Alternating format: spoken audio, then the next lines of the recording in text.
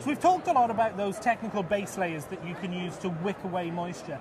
But what happens when the heavens open? I'm here with Michael from Nikwax. Michael, you do a specialised motorcycle textile kit pack, don't you? What's in here? That's right. Basically, we've got a range of 5 products there to look after you from head to toe when you're wearing your motorbike equipment.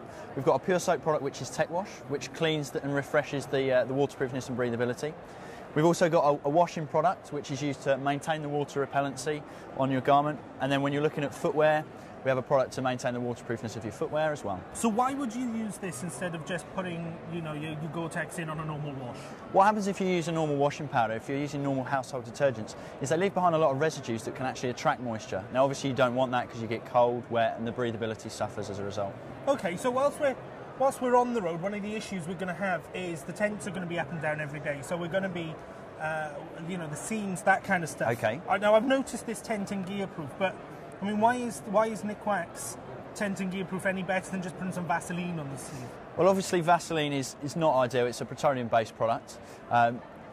One of the things that we do is we have water-based products, so especially when you're on the road, it'll enable you to actually proof the tent while it's still wet. And as soon as it's dried, that's proofed and it's ready to go again. So what's the difference between, so this is a tent and gear proof and this is a UV proof, which also looks like it's That's right. It's indeed. What we've done, we've taken tent and gear proof and we've actually added a UV blocker as well. And what that does is that maintains the tensile strength of the tent, keeps it strong and stops the liability of it tearing after extended use. Okay, when would you suggest that we waterproof our kit? When it's wet, when we need to, or should we think about this well before we go? You will notice, obviously, if the jackets you're taking are brand new, they will have a water repellency from new, as will a tent. But if you've had the garments or the equipment a little while, you may want to look at if they're absorbing moisture and proof it as appropriate.